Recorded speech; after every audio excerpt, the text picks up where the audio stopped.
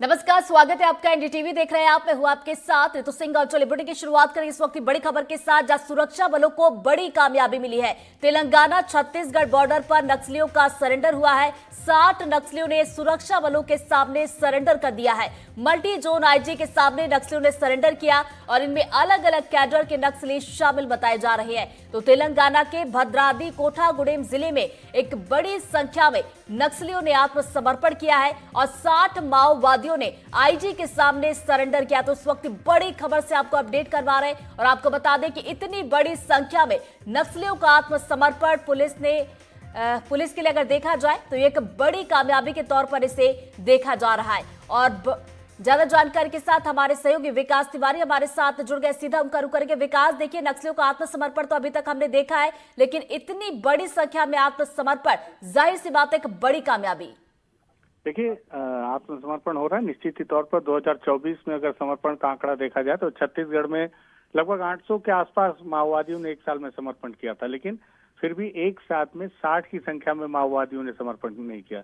उस समय अलग था जब एसआरपी कल्लूरी बस्तर के आईजी हुआ करते थे, उस दौरान इस तरह के आंकड़े देखने को मिलते थे जब छत्तीसगढ़ में इतनी बड़ी संख्या में माओवादी समर्पण करते थे। और एक बार फिर से जब केंद्रीय गृह मंत्री अमित शाह ने दावा किया है कि 31 मार्च 2026 तक माओवाद को जड़ से समाप्त कर दिया जाएगा, कमोबेश अब सरकार भी उसी रुख में दिखती भी आ रही है। उनके द्वारा जो ऑपरेशन किए जा रहे हैं, जो सफलताएं मिल रही हैं, अब लग रहा है कि कहीं न कहीं केंद्रीय गृह मंत्री के दावों को असली अमली जामा पहचाने का काम सरकार कर रही है। ऐसे में अब संगठन में भी बहुत कुछ ठीक ठाक नहीं चल रहा है। बड़े स्तर पर माओवादियों का समर्पण, बड़े कैडर का समर्पण, बीते दिनों भी जिस तरह से बीजापुर में भी इसी तरह से बड़े माओवादियों ने समर्पण किया, डीवीसीएम और सीसी की मौत हो रही है अगर मुठभेड़ में, तो कहीं न कहीं संगठन का जो निचला कैडर है वो डरा हुआ लगता है। अब उसे लग रहा है कि समर्पण कर देने में ही भलाई है और इसी का ये परिणाम है। हालांकि तेलंगाना के कोता यहाँ पे हुआ है, तेलंगाना में ये समर्पण हुआ है, लेकिन ये जो माओवादी हैं ये बस्तर के सुकमा के इलाके से और सीमावर्ती इलाके में हमेशा सक्रिय रहे। हमेशा छत्तीसगढ़ और तेलंगाना में दोनों राज्यों में आकर इनके द्वारा अलग अलग वारदातों में सम्मिलित रहना और वारदातों को अंजाम देने में इनकी भूमिका रही है। माओवादियों के हाथ पैर कान कहा जा सकता है, इनके द्वारा ही माओवादी जो है। कौन कौन से कैडर के नक्सली हैं जिन्होंने आत्मसमर्पण किया, इस बारे में आपके पास कोई जानकारी? देखिए, इसमें एक एसीएम है और पार्टी मेंबर हैं और बहुत अलग अलग छोटे स्तर के हालांकि कैडर हैं। हालांकि इन्होंने कोई हथियार भी अपने साथ नहीं लाया, लेकिन मैं बताऊंगा कि महत्वपूर्ण है ये माओवादी संगठन के लिए। संगठन इन्हीं के द्वारा जमीन पे ग्रामीण स्तर पर अपने आप को फलीभूत करता है। तो इसमें एक एरिया कमेटी मेंबर भी है और साथ ही साथ निचले स्तर के जनमिलिशिया और अन्य सभी माओवादी हैं जो कि वहाँ आईजी और एसपी के सामने इन्होंने समर्पण किया है। जी चलिए, बहुत बहुत शुक्रिया विकास आपका तमाम जानकारी के लिए। चलिए बढ़ते आगे। सुकमा से बड़ी खबर। सुकमा में पुलिस बल को बड़ी कामयाबी मिली है। विस्फोटक सामग्री सप्लायर समेत 2 नक्सली गिरफ्तार कर लिए गए और नक्सलियों को रोजमर्रा का सामान सप्लाई आरोपी करता था। सुरक्षा बलों की रेकी कर नक्सलियों को यह सूचना भी देता था। आईटी स्पाइक लगाने समेत कई घटना में ये शामिल रहा है। तो बड़ी खबर सुकमा से आप तक पहुंचा रहे हैं, जहां पर पुलिस बल को एक बड़ी कामयाबी मिली है।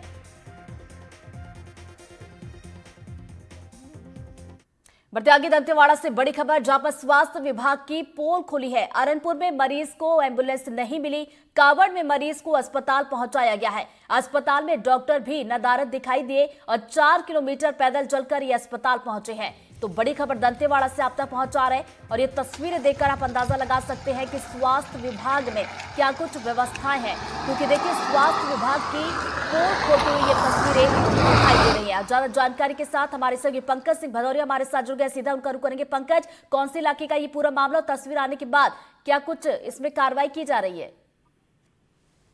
देखिए, अपने दर्शकों को हम बता दें कि यह जो तस्वीर दिखाई दे रही है दंतेवाड़ा जिले के कुआकोंडा इलाके के अरनपुर अस्पताल के आसपास की तस्वीर बताई जा रही है। ये जो कुआकोंडा का अरनपुर का इलाका है, ये नक्सलियों के मलंगिर एरिया कमेटी का इलाका पड़ता है और इस इलाके में अभी भी ये तस्वीर बता रही है कि स्वास्थ्य सुविधाएं पूरी तरीके से नहीं पहुंच पाई है। अरनपुर से लगभग 4 किलोमीटर के अंदर में एक बंडीपारा नाम का गांव पड़ता है, जहां से पीड़ित को कांवड़ के माध्यम से लाया जा रहा है। मतलब ये तस्वीरें आपस में साफ साफ दिखाई दे रही है कि आज भी वहां पर एम्बुलेंस, 108 और जितने भी सरकार की सुविधाएं नहीं पहुंच पा रही। तो कहीं ना कहीं इसमें संज्ञान लेने की जरूरत है। हमारी बात जिला अस्पताल के सीएमएचओ से भी हुई थी, तो उन्होंने कहा कि जैसे ही मामला संज्ञान में आया तो तत्काल जो मरीज है उसे अरनपुर से दंतेवाड़ा सुपर इलाज के लिए लाया गया। जी पंकज, सुविधाओं की पोल खोलती तस्वीर तो हम टीवी स्क्रीन पर देख रहे हैं, लेकिन देखिए एक बड़ा सवाल ये भी है कि डॉक्टर आखिर क्यों नदारद है?